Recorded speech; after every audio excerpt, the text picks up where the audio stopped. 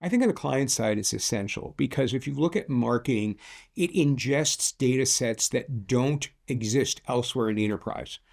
And so you're going to be aggressively looking for partners that have high value data that is well permissioned and has what we call good provenance on it. How was it collected? How was the individual privacy intent of the consumer respected, et cetera? And so as a result, you're going to be able to say to the enterprise, hey, I can bring in these data sets that give us more insight about our customers and our prospects. And I need a little bit more investment for that. The data budget will probably not eclipse the advertising budget, but it will grow much faster. And that was my point. Well, are other parts of the budget, are they being neglected, or is this what you're seeing in terms of the spending on data, is it in line with where it should be?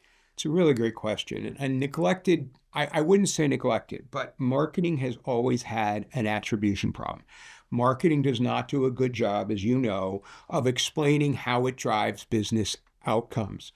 I was with Parbs last night from CVS, and he told me that they know a lot of the advertising that they run on the CVS media network drives business for their clients outside of the CVS closed loop environment.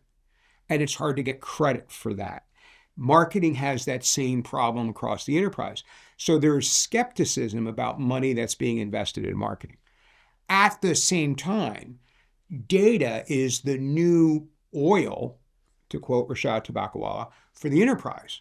So if marketing can bring in data that will enhance the enterprise solution that goes well beyond marketing, then that is a clear and present value, and that will compete well for scarce resources. Separately and independently, as you know, it is very likely that we are going to experience a recession next year. And as you know, the advertising industry generally self-inflicts and makes it worse by pulling back more than it should. Advertising budgets are always seen as fungible on the client side. They're not like a capital improvement where, it's a 3-year gestation period. Ads are, much more in-year. So I think we're going to see a decline in ad spend, but I don't think we'll see a decline in data spend. So in terms of the data spending that's going on and the twin poles of personalization and privacy always seemingly at odds, they don't necessarily need to be. Does that spending on data, does that synthesize or unify and balance those often opposing objectives? Great question. In a well-run organization, you are working for a privacy by design standard. You are trying to build everything out that you do in a way that is durable and reflects really your values. How you treat your customers in a retail environment should be the exact same way that you treat them in a digital environment. Many companies get that, some don't. The low road, the standard that the others are building to, the one that is not durable, is compliance by design. Compliance by design says we will look at all the laws today that govern data privacy and conform to them. The minute one of those laws changes, the minute a new state enacts a regulation that doesn't exist before, that needs to be updated. It's outdated, and it causes a lot of pain and heartache if you're going to go through all of your customers that are already in the data platform and relitigate whether or not they're compliant with this new standard. Privacy by design is a philosophical commitment, and it really will demonstrate, it will be an example of how great companies treat their customers. So correct me if I have the wrong impression of you, but I've always thought of you on the topic of brand safety and the importance of advertiser supported trusted news sources. I always thought of you as a kind of sunny pessimist. What's your state of mind and your view right now in terms of how the conversation around brand safety and supporting trusted news sources is playing out right now? So it is a conundrum for me. I am very passionate about ad-supported journalism. Most people who can't afford a subscription, it's their best source of news. But for many of those people, they're now turning to social media and people on social media, and sometimes those people on social media might be extranational. They might be working for a foreign government. they might be manipulating the audience. And unfortunately, platforms allow that to happen. Ad-supported journalism is the lifeblood of truth. And there's no denying that today there is a war on truth. And facts are now fungible, something that I didn't think was possible.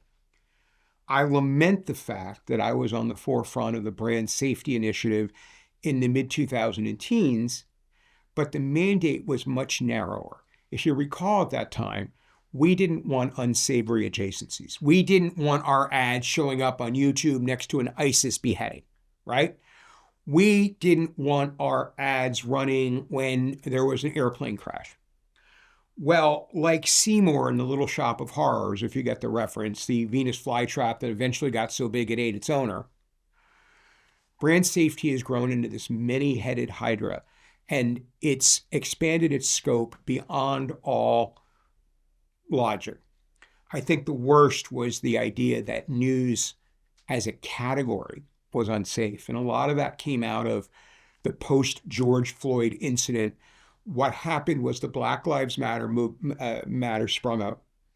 The corporate communications lead went to the CEO and said, maybe we should stay out of news for a few weeks. That metastasized into 6 years. The CMO in most companies doesn't have the same juice as the corporate affairs person. And they chose not to fight that battle. And some very great CMOs who are friends of mine believe incorrectly that you can find the same audience in news elsewhere without the risk. And the truth is, there's no risk in news. That was proven by a study done by Stagwell. And the truth is, you can't find the same audience elsewhere because in that same study where they looked at 50,000 US adults, 11% said, when I consume media in any form, I only consume news. And as you know, the single biggest driver of any campaign success is unduplicated reach. So if I can reach 11% more people by buying news, and generally the socioeconomic status of people who read news is, take more vacations abroad, have higher household income, more likely to drive a late model, luxury car, all the things that are indicative of people who buy stuff, right? If I'm leaving that on the table because I've got this unfounded fear of advertising and news that's based on an instinct, but facts have proven wrong, then unfortunately what's happened is brand safety has gotten too big for its britches. And we need to move to brand suitability. The difference is values. If the company has a good set of values, if it says we only want to do business with companies that respect the privacy or the consent choices of our customers, we only want to do business with companies that deal in truth, we only want to do business with companies that create great user experiences for their customers, then that's a suitable place to go buy. And it shouldn't be by vertical. It shouldn't be we're going to block. Imagine blocking sports. How ludicrous would that be? But that's what we're doing with news. So unfortunately, that manifests itself three ways. One is category blocking. That's terrible. Another one is domain blocking. We won't advertise in the New York Times. Really? Okay. And then there's keyword blocking. And the biggest problem with keyword blocking, besides the fact that it ignores context, is that no one ever audits their keywords. So you have keywords that have been sitting in that, block list since 2016. Hillary Clinton was controversial in 2015 or 2016. Now she's a grandmother living in Scarsdale. Why is she still in your keyword blocking list? Times a million other examples. And if you ignore context and you only have keywords, you're doing a tremendous disservice to your shareholders and to your, to your leadership.